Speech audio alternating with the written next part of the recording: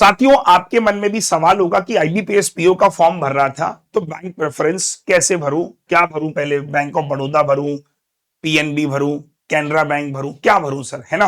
तो ज्यादातर लोगों का मन होता है कि पंजाब नेशनल बैंक भरना चाहिए। तो क्या प्रेफरेंस सही में काम करती है? आइए इस वीडियो में हम जानेंगे कि अगर मैं आईबीपीएस पीओ का फॉर्म भर रहा हूं तो बैंक प्रेफरेंस क्या होनी चाहिए। आइए बच्चों, देखो जैसा कि आपको पता है कि आईबीपीएस पीओ का नोटिफिकेशन आ चुका है। इस बार वैकेंसी 6715 है। लास्ट ईयर से 700 वैकेंसी ज्यादा, ऑलमोस्ट। लास्ट ईयर 6100 के अराउंड वैकेंसी थी और अभी तो 3 बैंक ने नो रिपोर्ट किया है। और अगर मैं आपको बताऊं 3 बैंक रिपोर्ट करेंगे तो मोटा मोटा 700-800 वैकेंसी और इंक्रीमेंट हो सकती है। तो वैकेंसी 7500 तक जा सकती है। 11 पब्लिक सेक्टर बैंक है जिनमें आपको नौकरी मिलेगी। 1 जुलाई से 21 जुलाई इसकी फॉर्म भरने की डेट है। 22-23 अगस्त को प्री होगा और 4 अक्टूबर को मेंस होगा। पहला सवाल, फॉर्म भर रहा हूं, कैसे भरूं, समझ नहीं आ रहा, कौन सा बैंक कहां रखूं, आ जाओ। तो पहले वैकेंसी समझते हैं कितनी है। वैकेंसी जो है, अगर आप यूआर अनरिजर्व कैटेगरी से हैं तो 2719 वैकेंसी है। इसमें अच्छी बात क्या है कि जो सिलेक्शन होगा वो पैन इंडिया होगा, मतलब स्टेट वाइज इसमें कोई प्रावधान नहीं होता है। मतलब जो भी बच्चों की वैकेंसी निकली है 2700 समथिंग, ये पूरे पैन इंडिया है। ये पूरे भारत में जो जनरल कैटेगरी के लोग हैं उनके लिए 2719 वैकेंसी है। ओबीसी वाले जो हैं 1816 vacancy, SC category 1009, EWS category 669 vacancy और एसटी हो गया 502 और टोटल हो गया 6715। अगर मैं इसका बैंक वाइज डिस्ट्रीब्यूशन आपको बताऊं तो बैंक में सबसे ज्यादा वैकेंसी इस बार बैंक ऑफ बड़ौदा ने तो बल्ले बल्ले कर दिए। 1900 वैकेंसी, लास्ट ईयर 1000 थी। कैनरा बैंक ने भी ज्यादा वैकेंसी करी है और बैंक ऑफ महाराष्ट्र। ये 3 बैंकों की वैकेंसी अगर मैं जोड़ देता हूं तो भाई साहब यही वैकेंसी हमारी कितनी है, 19 और 11 40, मतलब 5500 वैकेंसी इन 3 बैंकों के द्वारा है। सोचो इन 3 बैंकों में कौन कौन, bank of Baroda, Canara, bank of Maharashtra. बाकी में वैकेंसीज 500 के अराउंड है और सबसे कम पंजाब एंड सिंध बैंक में है 161। बाकी 3 बैंकों ने रिपोर्ट नहीं किया है। 3 बैंकों के बारे में आपको बताऊंगा कि इनमें लास्ट ईयर क्या वैकेंसी थी, तो एक आइडिया भी लग जाएगा कि इंडियन बैंक और यूको बैंक और यूनियन बैंक ऑफ इंडिया में लास्ट ईयर क्या था। तो अगर आप फॉर्म भर रहे हो तो मेरा मानना यह है कि एक बार कैटेगरी वाइज भी देख लो जरा, आप किस कैटेगरी से बिलोंग करते हो। तो बैंक ऑफ बड़ौदा में सबसे ज्यादा वैकेंसी है, कैटेगरी वाइज भी और बैंक वाइज भी।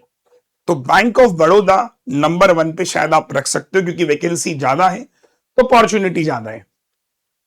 बैंक ऑफ इंडिया भी कैटेगरी वाइज अगर मैं देखता हूं तो मुझे sorry, bank of Maharashtra, bank of Maharashtra भी अगर मैं देखता हूं नंबर 1 और नंबर 2, तो क्या दिख रहा है मुझे कि कैटेगरी वाइज भी ज्यादा है, ओवरऑल भी ज्यादा है।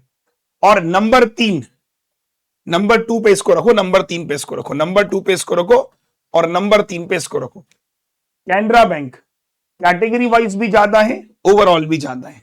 तो मेरा आपसे यह कहना है कि हालांकि अभी 3 बैंक है, इंडियन बैंक, ये बैंक और इन बैंकों ने रिपोर्ट नहीं किया है, तो मैं फिर भी आपको बोलूंगा कि 3 मेरे जो वो होंगे, क्या नाम है, ऑर्डर होंगे भरने के, वो होंगे बैंक ऑफ बड़ौदा क्योंकि उसमें कैटेगरी वाइज वैकेंसी ज्यादा है, कैनरा बैंक वैकेंसी ज्यादा है और बैंक ऑफ महाराष्ट्र जो कि मैंने आपको बोला, इन 3 बैंकों में मिला के 5500 लोग चुने जाएंगे इन 3 बैंकों में।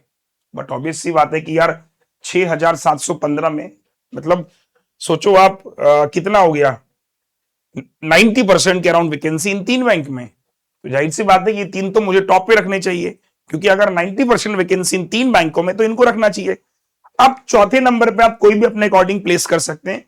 इंडियन बैंक और यूको बैंक और यूनियन बैंक का लास्ट ईयर, इंडियन बैंक का लास्ट ईयर 700 वैकेंसी थी, तो इस साल भी अगर इंडियन बैंक में वैकेंसी आती है, लास्ट ईयर को ही रिपीट करती है, ये लास्ट ईयर की अलॉटमेंट है। लास्ट ईयर में इंडियन बैंक में 700 वैकेंसी थी, तो अगर इस बार आती है तो मान के चलो कि 700 वैकेंसी इंडियन बैंक में इस साल भी देखने को मिल सकती है। यूको और यूनियन, यूको बैंक में पिछले साल 100 वैकेंसी थी और यूनियन में तो भैया 0 थी। तो मतलब 100 वैकेंसी और 700 800 वैकेंसी बढ़ने की संभावनाएं और मुझे लग रही हैं। ये लास्ट ईयर के सिलेक्शंस हैं 6189 वैकेंसी के।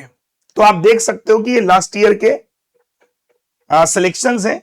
तो मेरा मानना यह है कि इस बार वैकेंसी 6,715 है, इस बार और जोड़ लो 700-800, तो 7,500 तक जा सकती है, जो कि अपने आप में एक बड़ा नंबर है। तो भैया तैयारी में लग जाओ, बिल्कुल भी ढील मत दो। प्री मेंस एग्जामिनेशन के बारे में मैंने आपको बता दिया, सारे एग्जाम्स लगे हुए हैं और सारे एग्जाम्स के लिए एक ही सिलेबस है। वैकेंसी अब आती रहेंगी और मैं आपको बस एक ही बात बोलूंगा, पढ़ो, मन लगा के पढ़ो, इस चीज पे मत जाओ कि वैकेंसी कम है ज्यादा है, अच्छे से पढ़ो, इस बार सिलेक्शंस के लिए पढ़ो। और मैथ्स अगर आपको परेशान कर रहा है तो मैथ्स के लिए आप मेरा नीव 2026 का जो बैच है वो फॉलो कर सकते हो। ये काफी अच्छा डिटेल्ड में बैच है, बहुत अच्छा बैच है बच्चों ये। इसमें तकरीबन 150 क्लासेस आपको मिल जाती है प्रीलिम्स की, सोचिए, मतलब इतना डेप्थ में मैंने क्लासेस पढ़ाई है। और इसके अलावा मेंस का बैच है मेरा, लक्ष्य के नाम से, ये मेरा ऑनगोइंग बैचेस है। दोनों बैचेस खरोगे कॉस्टली पड़ेगा। इट्स बेटर कि आप क्वांट टैंक सब्सक्रिप्शन को बाय कर लीजिए, जिसमें आपको सारे बैचेस मिल जाते हैं एक सब्सक्रिप्शन के अंदर। टेस्ट सीरीज मिल जाती है इसके अंदर क्वांट की, और इसका जो प्राइस है 12 महीने तक ये वैलिड रहेगा। 1,000 रुपए आपको देने होते हैं। इसमें भी आप 1 महीने का आपको एक्स्ट्रा मिल जाएगा। और अगर मैं बात करूं कि आपको ऑल सब्जेक्ट पढ़ने हैं तो फिर आपको बैंक महापैक सर, तो बैंक महापैक 12+6, ये देखो सर, तो 12+6 हो गया आपका, ये देखिए सर, डन। तो 12+6 महीने 2,000 रुपए, 6 महीने आपको फ्री मिल जाता है। इसमें सारे टीचर्स मिल जाते हैं। कहाँ मिलती है क्लासेस? एग्जामट्यून नाम से एप्लीकेशन है, ये हमारी वेबसाइट examtune.com, और ये हमारा सपोर्ट का नंबर है। कोई दिक्कत परेशानी है आप सपोर्ट के नंबर पे कॉल कर सकते हो। कोई डिस्काउंट वगैरह अगर वो चलाते हैं तो आपको दे देंगे। बाकी कोई कोड अगर आपसे पूछा जाए, आप मेरा नाम इस्तेमाल कर सकते हो इस कोड पर, जिससे आपको डिस्काउंट मिल जाएगा, अगर आप कोई डिस्काउंट लगाते हैं तो। ठीक है, चलो, thank you so much, good bye, मिलते हैं आपसे अगले वीडियो में। Till then bye bye, take care, जय हिंद, थैंक यू।